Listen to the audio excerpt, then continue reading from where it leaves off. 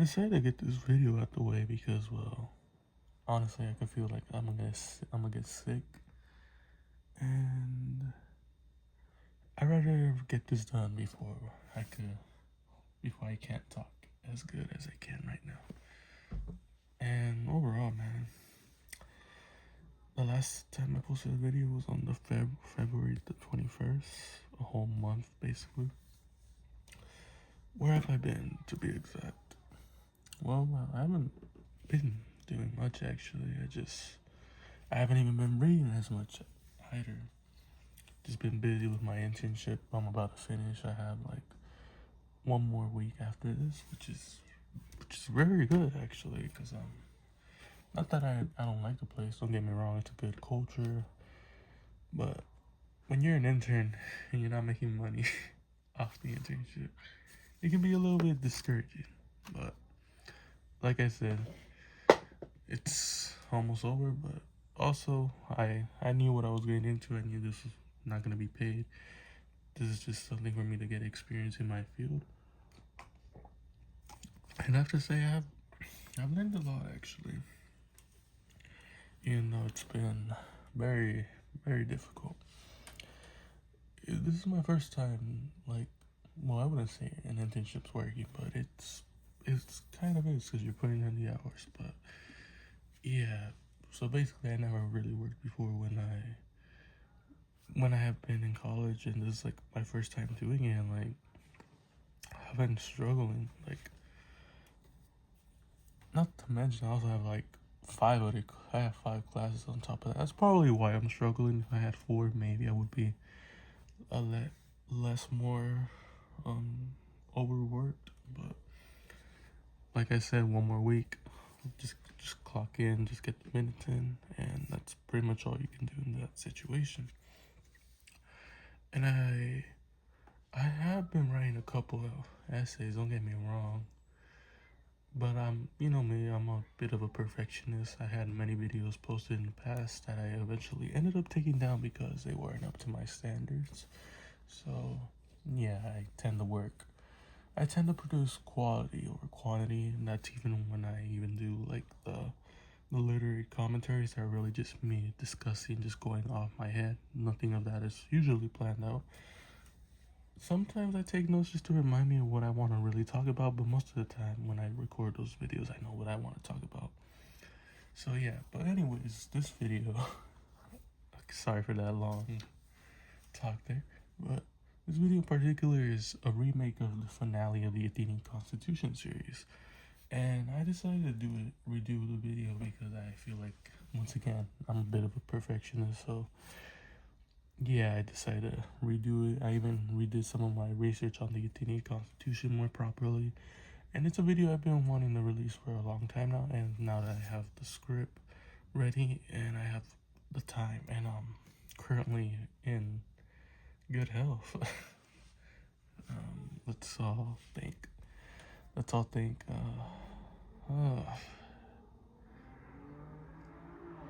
Let's all. I'm struggling with my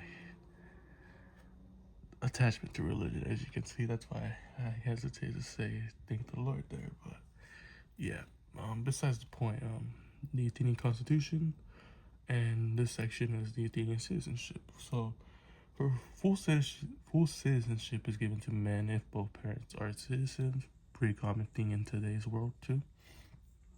They are also inscribed in a list with their demesmen when they become 18 years of age. This is considered a form of registration. A bit interesting. When registering, members of the deme vote regarding if the citizen reached the legal age, and if he hasn't, they will reduce him back to the status of a child, which is the worst thing you can be reduced to in the ancient world. And this also depends on whether they consider this applicant for full citizenship to be free or not.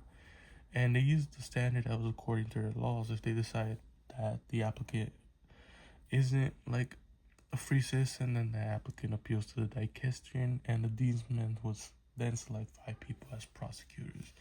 And if it is decided that he has no rights to be a citizenship, he's sold into slavery by the city, which is insane. Good thing that is not a thing not a thing, at least in the United States.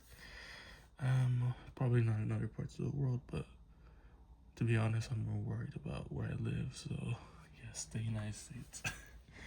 So basically, continuing on from the point, if that man is found to be a citizen, the demesmen are obligated to register him.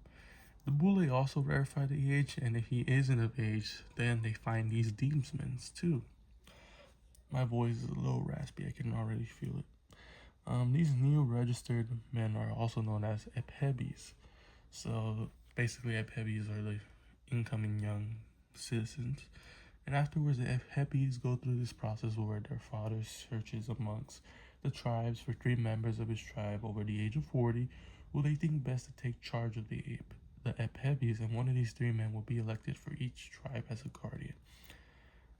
These ephebes then go on to be trained for military service, and their service lasts about 2 years, similar to how some countries have this mandatory 2 years of military service.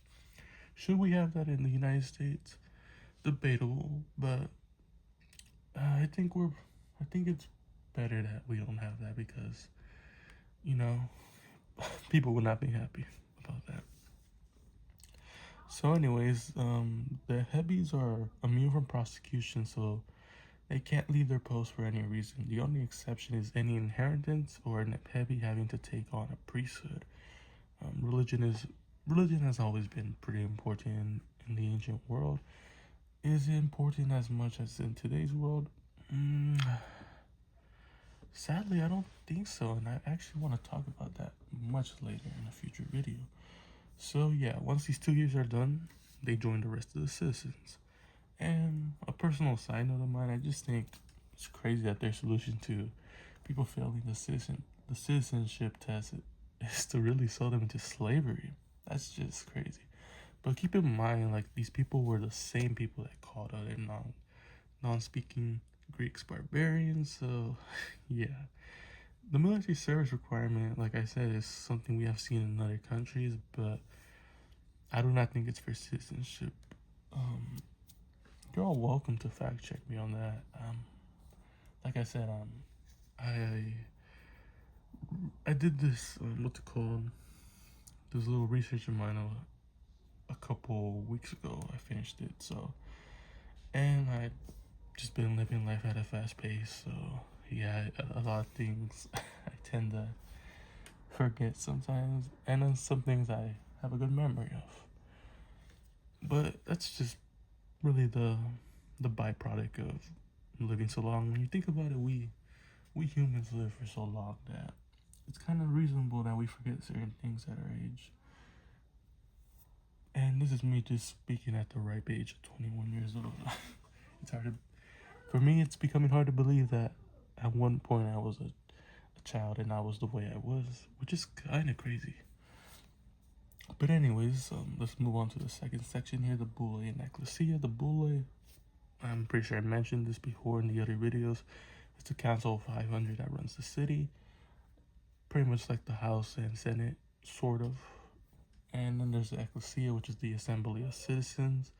The Boule has 500 members, and each is selected by law. 50 members from each tribe composes the Boule, and there are 10 tribes that resulted from the Cleisthenes reforms that we mentioned very prior in, I believe, the first part. And each of these tribes acts as a prytany, and a prytany is basically a member of the committee that is the Boule. Their main function is to summon meetings of the Boule and Ecclesia. The Boule meets every day except for holidays, while the Ecclesia meets 4 times in every prytany. Every prytany basically means that there is an order decided by law. The first prytanies act as one prytany for 36 days each. The last 6 for 35 days each. They work according to the lunar year, by the way. The prytanies publish the agenda and place for each meeting of the Boule, and also do the same for the Ecclesia. For every prytany, the Ecclesia meets for one session where they vote on whether all office holders have performed their duties. And there are also discussions of the grain supply and safety of Attica. Attica is basically the region, this one region of Athens. And impeachments are done here as well, and any other matter regarding property. Speaking of Prytany, it's best to mention that on the sixth Prytany they put to vote if ostracism is needed, and ostracism is basically voting to exile someone, and it would probably be someone very popular, like particularly a political figure that's like they fear can become a tyrant. So, for example, in the United States, in our last election, we had Kamala Harris and Donald Trump running for the presidency. So, if half the population decided to vote out Donald Trump into exile, then he would be ostracized from the United States for 10 years. And only in those 10 years he can return. So, as you can see, ostracism was a way to keep the democracy. It's a cool little tool. I think it would be terrible to be ostracized, but I understand why they would do this. Is this something we could use today? Probably, so we could prevent these demagogues from doing the worst to our free state. And anyways, the Prytanes also undertake accusations against the informants that are either Athenian or medic. Medics are basically what you would call what would you call that? Basically a legal immigrant in a way that's a legal immigrant in a way, and these usually tended to be like businessmen, like merchants and all of that. And also also they handled any allegations against anyone who failed to fulfill their undertakings toward the city. I love that. And the second meeting revolves around hearing the petitioners. And in addition to this, they have meetings concerning sacred matters, herald and embassies, and other secular matters. And moving on to the third section, which I labeled here Prytany. So anyways, back to the Prytanes, we're going to talk more about them. So the Prytanes pick a chairman amongst themselves by law and give office for a night and a day. This office can't last longer, and the same man cannot serve twice. The purpose of this office is to hold the keys of the sanctuaries where the treasure and public records are kept. A very important office, as you can tell. This chairman holds the city seal and remains in place with a third of the Prytanes handpicked by this chairman. Whenever the Prytanes want to summon a meeting of the Boule or Ecclesia, they cast it by lots for 9 chairmen, one from each tribe except the one supplying the Prytany. Then they cast another lot amongst the 9 men, and the one who presides hands over the agenda to the Boule or Ecclesia, whoever they're summoning pretty much. And these 9 also take over and put forward topics to discuss, assess the voting, and control everything else. They can also adjourn and then resume it later. That's pretty much what it means. They can adjourn every meeting. And an individual also cannot preside at a meeting more than once a year or be one of the 9 chairmen more than once in every Prytany. The 9 also elect strategoid, cavalry commanders, and other military officers in the ecclesia. According to the people, these elections are held on the first meeting after the 6th Prytany when omens are favorable. Reminder, ancients were very superstitious. I mean, are we as superstitious as them today? Not a lot, but you still see some superstition around in our world today. And moving on to the fourth section, the powers of the Boule and other. So the Boule conducts a background checks on the majority of the magistrates, mainly those that handle the finances. Boule's decisions on these people isn't final because it's subject to appeal by the dicastery. And the dicastery, a reminder, it is the courts. Private citizens can bring a charge of illegal activities by office holders to the Boule, but these accused office holders can appeal to the dicastery if they are condemned.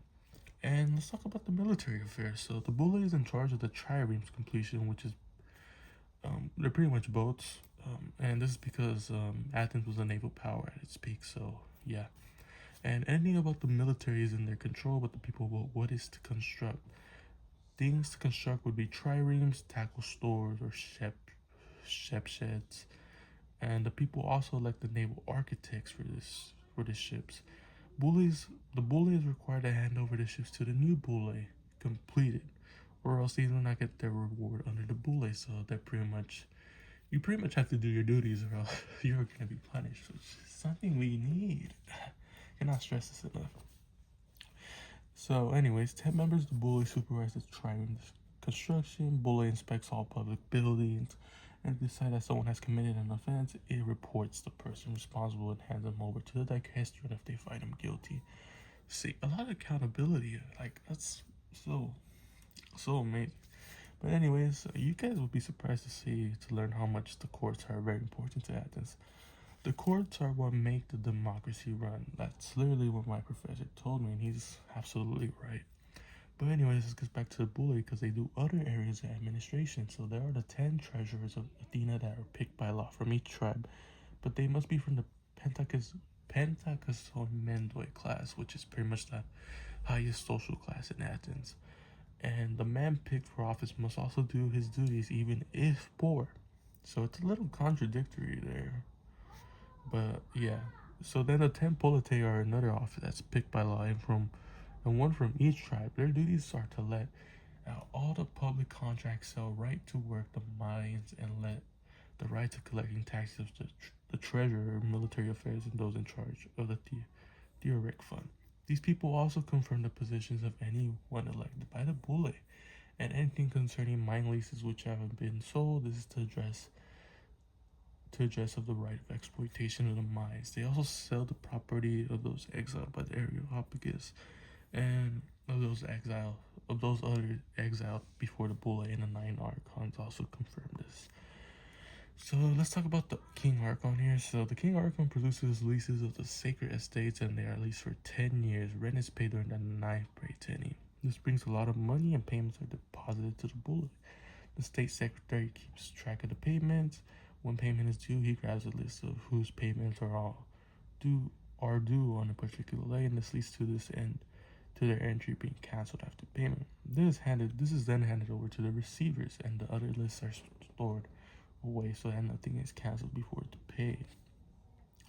The 10 receivers are people picked by lot per tribe, and they list and erase the records of the money that has been paid and return the records back to the state secretary. Failure to pay leads to payment being doubled and imprisonment, of course. The bully has the legal right also to exact the money or imprison the debtor. The bully also divides all payments and divides the money among the magistrates. The next day they bring a report of their actions and read it in the chamber.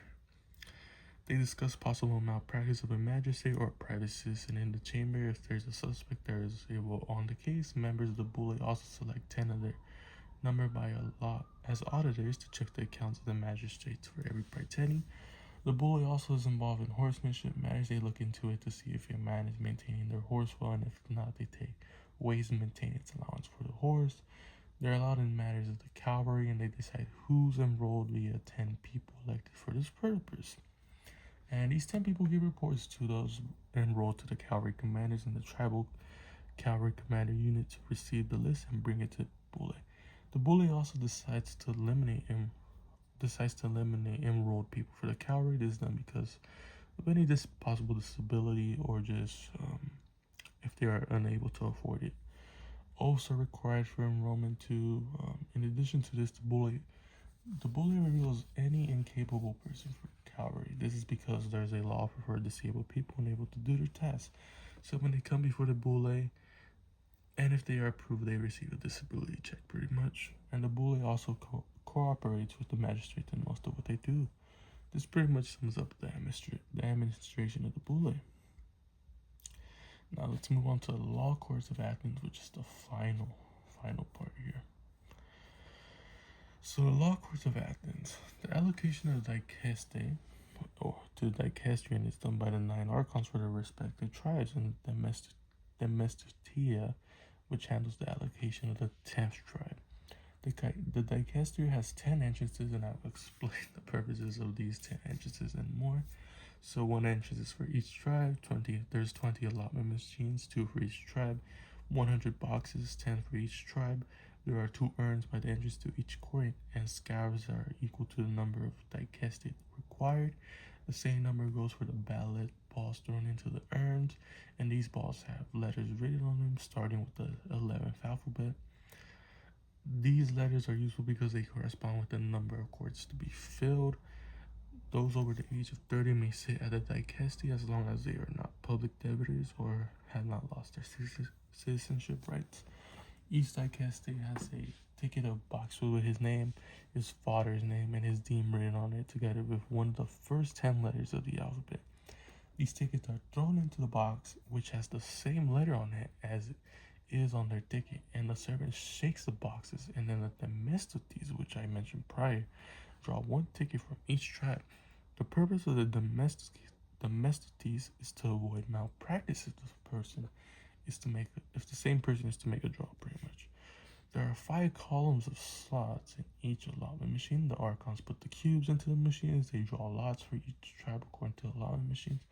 When the archon removes the cubes, the herald calls the men who have been selected, and the domestii is included in this. A man that gets called steps forward and draws a ball from the urns and holds it out with the letter upward, then shows it to the first presiding archon. The archon then puts this man's ticket into the box on which is the letter which is on the ball, and he will go to the court which he drew by law. Also, the person has no real choice actually in the court, and he has in the court he wishes to sit in, and it is not possible for anyone to arrange the jury they want to be in, so keeps it fair pretty much. The digestus then show his ball to the servant and goes inside the inner door. The servant gives him a staff of the same color as that of the door, whose letter was the same as the one on his ball, so this man would be compelled to sit in the court which he has been allotted. Also, this color staff will not let him join other courts because it pretty much will show what court he's from, pretty much. And then the digestus take their seats with their ball and staff in their assigned court, and the domesticati return their tickets to those who were unsuccessful in the ballot. So not everyone gets chosen, pretty much. And when the courts have their juries, 2 allotment machines are set up at the first court with bronze cubes on which there are colors of the courts, and other cubes on which the names of the archons are written. 2 of the domesticati are picked up there. There are 5 of them, and these 2 put cubes in the machines. One puts colors in the machines, and the other puts the name of the archons into the other. The herald announces whichever magistrate is picked first as allocated to the court which is drawn first, and the second to the second, and this continues on. This is done for the magistrates, the archons, not to know where he is to preside, but each will preside over where they draw by law, keeping it more fair. So when the digestus arrive at the courts and are in their groups, the presiding magistrate in each court draws 1 ticket from each box, so that he has 10 people, 1 from each tribe, and he puts these tickets into an empty box and draws 5 of these. And of the 5 drawn, 1 will supervise the water clock and the other for the voting. This is so nobody interferes with the main person in charge of the water clock or those in charge of the voting. The other 5 of the 10 receive instructions on how and where the jury will receive their pay in the court itself. And this is done separately after the jury duties have been met. So a water clock is basically their way of keeping track of time, and that's how much you have to argue your case, and so on. And then cases are then called. Private cases are dealt by calling 4, 1 from each tribe of the categories defined by the law, and the litigants, which is the defendants that take an oath to speak to the point. Public cases enable the summoning of litigants with detail with only 1 case. There are water clocks, like I said, with narrow tubes attached, and they decide the amount of time in each case. The man in charge of the water clock does cut the clock when the clerk reads out the decree, law, or any form of evidence. Water clocks are to time speeches of the defendant or victim. When speeches conclude, those chosen to supervise the voting give each member of the jury 2 tokens, 1 that is pierced and 1 that is blocked. This is to show the litigants that there is no malpractice of getting 2 pierced or 2 blocked. The designated official takes the staffs, in return for which each digested when they cast their vote and receive a bronze with the number on it. This tag is basically handed in, and they get money. That's their form of payment. And no one can get a tag without voting.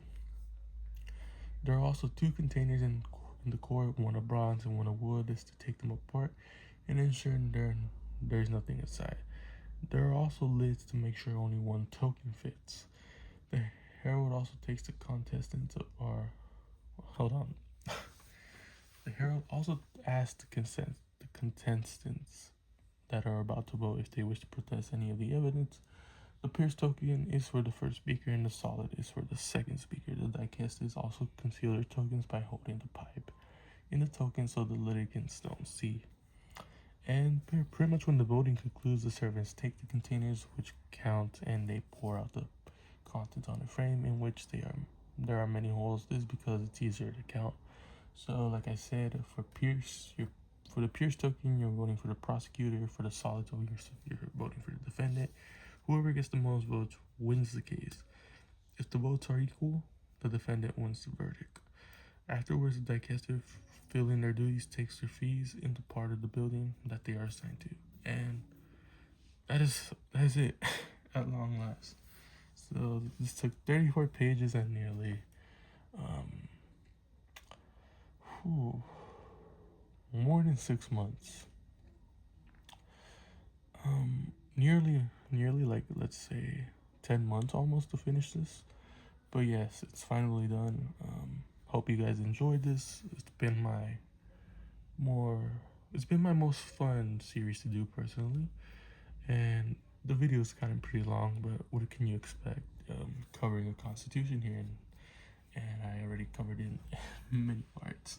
But yeah, it is my coverage of the Constitution of Athens. If you wish to give this a try and do your own research and post your own videos, let me know and I'll check it out personally. But yes, reminder, do not take everything I say here don't take me as a source of authority. Pretty much always read the sources, which are Aristotle's The Athenian Constitution. That's my primary source for this entire series, so check that out if you want to confirm anything I tell you here. Do not be lazy. Actually read Aristotle's The Athenian Constitution. And other than that, that's pretty much all. And have a good day, and see you in the next video.